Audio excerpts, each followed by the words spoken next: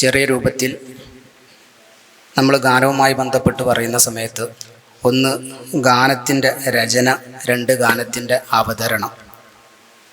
ഭാഷ ഏത് ഭാഷയിലാണെങ്കിലും ഗാനത്തിൻ്റെ രചന കവിതകളാവുമ്പോൾ ചില വൃത്തങ്ങൾക്ക് അനുസൃതമായിട്ട് രചിക്കപ്പെടുന്ന കാര്യങ്ങളുണ്ട്, അല്ലെങ്കിൽ വൃത്തത്തിൽ അനുസൃതമല്ലാതെ ഫ്രീവേഴ്സായിട്ട് രചിക്കപ്പെടുന്ന ഗാനങ്ങളുണ്ട്. ഈ രണ്ട് രൂപത്തിലുള്ള ഗാനങ്ങളും അറബിയിൽ ഉണ്ട് എന്നുള്ളതാണ്. അതേപോലെ തന്നെ മലയാളത്തിലും കാണാവുന്നതാണ്. ഇപ്പോൾ ഭാഷ എന്ന ഷെയർ എന്ന് പറയുന്ന സമയത്ത് അതിന് വൃത്തത്തിന് അനുസൃതമായി രചിക്കപ്പെടുന്ന കവിതകൾക്കാണ്, ഗാനങ്ങൾക്കാണ് നമ്മൾ ഷെയർ എന്ന് പറയുന്നത്. ആ വൃത്തത്തിൽ അനുസൃതമായി രചിക്കപ്പെടുന്ന ആൾക്കത് വൃത്തത്തിൽ രചിക്കപ്പെടണം എന്നുള്ള ഉദ്ദേശത്തോടു കൂടെ രചിക്കുന്നതിനാണ് നമ്മൾ ഷെയർ എന്ന് പറയുന്നത്. അല്ലാതെ വെറും ആകസ്മികമായി വന്നു പോകുന്ന പാട്ടിന് ഏതെങ്കിലും ഒരു ബഹറിനോടൊക്കെ അല്ലെങ്കിൽ ഏതെങ്കിലും വസിനോട് യോജിച്ച് വരുന്ന കവിതകൾക്ക് നമ്മൾ ഷെയർ എന്ന് പറയാറില്ല. അപ്പോൾ ആ രൂപത്തിൽ രണ്ട് രൂപത്തിൽ ഷെയർ, വസിനുള്ള ഷെയർ, വൃത്തത്തിൽ അനുസൃതമായി വരുന്ന ഷെയർ, വൃത്തത്തിൽ അനുസൃതമായി വരാത്ത ഷെയർ, രണ്ട് രൂപത്തിൽ കാണാവുന്നതാണ്. ഒന്ന് നമ്മൾ ആധുനിക മോഡേൺ ഭാഷയിൽ ഒന്ന് ഷെയർ അൽ അമൂദി എന്ന് പറയും, രണ്ടാമത്തതിന് ഷെയർ അൽ ഹുർ എന്ന പേരിൽ പരിചയപ്പെടുത്തപ്പെടുന്നുണ്ട്. അപ്പോൾ ഈ രചന വൃത്തത്തിനോട് അനുബന്ധിച്ച് വൃത്തത്തിനോട് അനുസൃതമായി രചിക്കപ്പെടുന്ന കവിതകളുണ്ട്, അല്ലെങ്കിൽ ഗാനങ്ങളുണ്ട്. അതല്ലെങ്കിൽ വൃത്തത്തിനോട് അനുസൃതമായി രചിക്കപ്പെടാത്ത കാര്യങ്ങളുണ്ട്. രണ്ടാമത്തേതായി പറയുന്നത് ഒന്ന് ഇതിൻ്റെ അവതരണമാണ്. ആ അവതരണത്തിലാണ് നമുക്ക് ഗിനാ, ഗാനം, സംഗീതം എന്ന് പറയുന്ന കാര്യം കടന്നു വരിക. ഈ വൃത്തത്തിൽ അനുസൃതമായി രചിക്കപ്പെട്ട കവിതകളെ പോലും നമുക്ക് വേറെ രൂപത്തിൽ സംഗീതത്തോടു കൂടെ അവതരിപ്പിക്കാൻ കഴിയുമെന്നുള്ളതാണ്.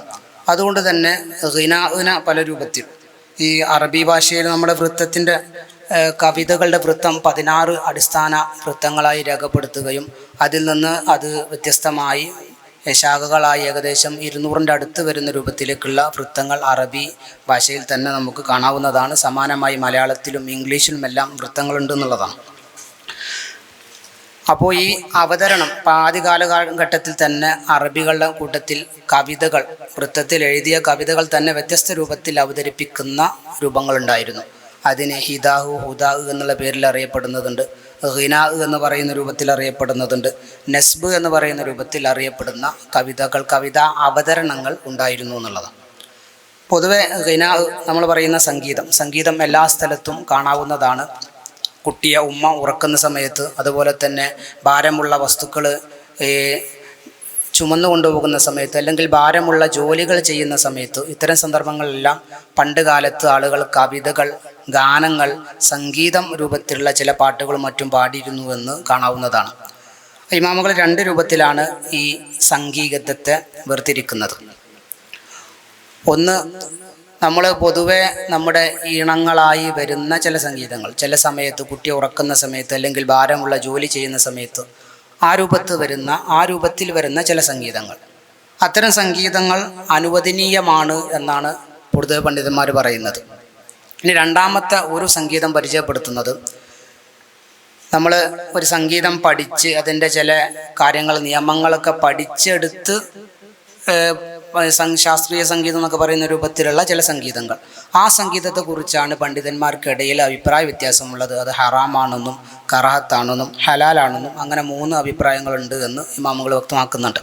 അപ്പോൾ സംഗീത അവതരണത്തിൽ രണ്ട് രൂപ, സാധാരണ നമ്മൾ പറയുന്ന ചില സംഗീതങ്ങൾ, നമ്മൾ പഠിച്ചെടുക്കാത്ത രൂപത്തിലുള്ള നമ്മുടെ സ്വാഭാവികമായിട്ടുണ്ടാകുന്ന സംഗീതങ്ങൾ, ആ സംഗീതങ്ങൾ എങ്ങനെയായാലും ഹലാലാണ് എന്നും, നമ്മൾ പഠിച്ചെടുത്ത് ചില പ്രത്യേക നിയമങ്ങളൊക്കെ ഉണ്ട്, ആ നിയമങ്ങളെല്ലാം നമ്മൾ മനസ്സിലാക്കി അത് പഠിച്ചെടുത്ത് അതിൽ മാഹിറായി അവതരിപ്പിക്കുന്ന സംഗീതം, ആ സംഗീതത്തെക്കുറിച്ചാണ് ഫുഖാഹിൻ്റെ ഇടയിൽ അഭിപ്രായ വ്യത്യാസം ഉള്ള സംഗീതമെന്ന് ഇബ്നു ഹജർ റളിയല്ലാഹു അൻഹു അടക്കമുള്ള പണ്ഡിതന്മാർ ഗഫൂർ പോലത്തെ കിതാബുകൾ രേഖപ്പെടുത്തുന്നുണ്ട്. അപ്പോൾ സംഗീതം അവതരിപ്പിക്കുന്ന സമയത്ത്, സംഗീതത്തെക്കുറിച്ച് പറയുന്ന സമയത്ത് രണ്ട് രൂപത്തിലുള്ള സംഗീതങ്ങളാണ്. സ്വമേധയാ ഉണ്ടായിത്തീരുന്ന ചില സംഗീതങ്ങൾ, മറ്റൊന്ന് പഠിച്ച് നമ്മൾ എടുക്കുന്ന സംഗീതങ്ങൾ, പഠിക്കാൻ പറ്റുന്ന ചില നിയമങ്ങളൊക്കെ ഉള്ള ഒരു സംഗീതങ്ങൾ. ആ സംഗീതത്തെക്കുറിച്ചാണ് പണ്ഡിതന്മാർ പറയുന്നത് അത് ഹറാമാണ്, കറാഹത്താണ് എന്നൊക്കെയുള്ള മസലകൾ വരുന്നത് എന്നുള്ളതാണ്. പിന്നെ ഈ സംഗീതത്തെ നമ്മൾ വ്യത്യസ്തമായ രൂപത്തിൽ ഇതിൻ്റെ ഈ വിഷയങ്ങൾ അടിസ്ഥാനപ്പെടുത്തിക്കൊണ്ട് ചിലപ്പോൾ ആശംസകളായിട്ട്, ചിലപ്പോൾ മറസിയത്തുകളായിട്ട്, അതുപോലെ തന്നെ ചില അള്ളാഹുവിനെ കുറിച്ചുള്ള കവിതകൾ, അതിന് തഹബീർ എന്നുള്ള ഒരു പദപ്രയോഗം തന്നെ ഇമാമുകൾ രേഖപ്പെടുത്തുന്നത് കാണാം. അപ്പോൾ ആ രൂപത്തിലുള്ള ചില കവിതകൾ, അതിൻ്റെ ആശയങ്ങളെ അടിസ്ഥാനപ്പെടുത്തിക്കൊണ്ട് കവിതകളെ വേണമെങ്കിൽ നമുക്ക് വർഗീകരിക്കാവുന്നതാണ്. തെഹ്നിയത്തൊന്നും മർസിയത്തൊന്നും അതുപോലെ സന്തോഷവേളകൾ പാടുന്ന ചില കവിതകൾ, ചിലപ്പോൾ അള്ളാഹുവിനെ ഓർമ്മിച്ച് പാടുന്ന ചില കവിതകൾ, അങ്ങനെ തുടങ്ങിയ ചില വ്യത്യസ്തമായ രൂപത്തിലുള്ള ചില കാറ്റഗറൈസും കൂടെ ഇതിൽ ചെയ്യാവുന്നതാണ് എന്നാണ് ഈ വിഷയവുമായി ബന്ധപ്പെട്ടുകൊണ്ട് അതിൻ്റെ ഏറ്റവും ചെറിയ രത്നച്ചുരുക്കമായി അവതരിപ്പിക്കാനുള്ളത്. പിന്നെ അറബികൾ പാടുന്ന സംഗീതവും അറബികളല്ലാത്ത അനറബികൾ പാടുന്ന സംഗീതവും തമ്മിൽ വ്യത്യാസം ഉണ്ടാവാറുണ്ട് എന്ന് ഇബ്നു റഷീഖ് അദ്ദേഹത്തിൻ്റെ ഉംദയിലേക്ക് രേഖപ്പെടുത്തുന്നുണ്ട്. അപ്പോൾ കവിതയുമായി ബന്ധപ്പെടുന്ന ചില പഠനങ്ങളിലെ കിതാബുകളാണ്. അപ്പോൾ ആ രൂപത്തിൽ ചില അറബികളുടെ അവതരണവും അനറബികളുടെ അവതരണവും വ്യത്യാസമുണ്ട് എന്നുള്ളതാണ്. അപ്പോൾ അറബികളുടെ പണ്ട് സ്വഹാബത്തിൻ്റെ കാലത്തും ഖിനാ എന്ന് പറയപ്പെടാവുന്ന രൂപത്തിലുള്ള ചില സംഗീതങ്ങളുണ്ടായിരുന്നു എന്നുള്ളതാണ്. നേരത്തെ 2 കാറ്റഗറൈസ് ചെയ്തു, 2 വിഭാഗമായി തിരിച്ചല്ലോ. അതിൽ നിന്നുള്ള ഒന്നാമത്തെ ഒരു ഇനം ഉണ്ടായിരുന്നുള്ളൂ. അതേക്കുറിച്ച് ഇബ്നു അബ്ദുൽ ബർ തംഹീദിൽ രേഖപ്പെടുത്തുന്നുണ്ട്. അതായത് സംഗീതം 2 രൂപത്തിലുണ്ട്. ആ 2 രൂപവും അറബികളിൽ ഉണ്ടായിരുന്ന ഒരു രൂപം, അവർ ഒട്ടകങ്ങളെ തെളിക്കുന്ന സമയത്ത്, ഒട്ടകങ്ങൾ യാത്ര ചെയ്യുന്ന സമയത്ത് അങ്ങനെ യാത്രകളിൽ പാടുന്ന പാട്ടുകൾ, അതൊക്കെ ഒരു സംഗീതത്തിൻ്റെ രൂപത്തിലായിരുന്നു ഉള്ളത്. അറബികൾ അവരുടെ ആദത്തായി കൊണ്ട് നടന്നിരുന്ന ഒരു സംഗീതം, ആ സംഗീതത്തിന് പുറത്തുള്ള സംഗീതമാണ് നമ്മൾ നേരത്തെ പറഞ്ഞ 2ാമത്തെ വിഭാഗമായിട്ട് ഇമാമുകൾ പരിചയപ്പെടുത്തുന്നത്. അറബികളുടെ ആദത്തിന് പുറത്തുള്ള പ്രത്യേക ഈണങ്ങളും രാഗങ്ങളും, ആ രാഗങ്ങളെക്കുറിച്ചാണ് ഹറാമാണോ അല്ലെങ്കിൽ കറാഹത്താണോ എന്ന് പറയപ്പെടുന്ന രൂപത്തിലുള്ള രാഗങ്ങൾ എന്ന് മനസ്സിലാക്കാമെന്ന് അങ്ങനെയാണ് ആ രാഗങ്ങളെ കുറിച്ചാണ് ഹറാമാണോ കറാഹത്താണോ ഒക്കെ അഭിപ്രായമുള്ള രാഗങ്ങളെന്ന് നമുക്ക് ഇബ്നു അബ്ദുൽ ബറിൻ്റെ തംഹീദ് നോക്കിയാൽ മനസ്സിലാക്കും. അപ്പോൾ ഒന്ന് ഹറാമായി നമ്മൾ ചർച്ച ചെയ്യേണ്ട ആ ഖിനാ എന്ന് പറയുന്നത്, ഒന്ന് നമ്മൾ പഠിച്ചെടുക്കാൻ പറ്റുന്ന ചില നിയമങ്ങളെല്ലാം ഉള്ള ചില പ്രത്യേക ആളുകൾക്ക് അറിയുന്ന, അവർ പഠിച്ചുണ്ടാക്കുന്ന പ്രത്യേകമായൊരു സംഗീതമാണ് നമ്മളെ ചർച്ചയിൽ വരേണ്ട ഒരു സംഗീതം.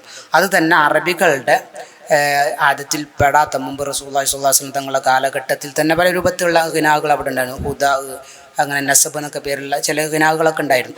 ആ ഖിനാ അല്ലാത്ത, അതിന് പുറത്തുള്ള കുറച്ചും കൂടെ കൂടുതൽ ഉള്ള നല്ല സംഗീത രൂപത്തിലുള്ള പാട്ടുകളെ കുറിച്ചാണ് പിൽക്കാലത്ത് പണ്ഡിതന്മാർക്ക് അഭിപ്രായ വ്യത്യാസം ഉണ്ടായിട്ടുള്ളത് എന്ന് ഓർമ്മപ്പെടുത്തിക്കൊണ്ട് സംഗീതത്തിൻ്റെ അതിൻ്റെ വിഷയങ്ങളെക്കുറിച്ചും അല്ലെങ്കിൽ അതിൻ്റെ അവതരിപ്പിക്കുന്ന ഈണങ്ങളുടെ രൂപങ്ങളെക്കുറിച്ചും ചില തർക്കങ്ങളുണ്ട്. ആ തർക്കങ്ങളാണ് ഇവിടെ ചെറിയ രൂപത്തിൽ അവതരിപ്പിച്ചത്.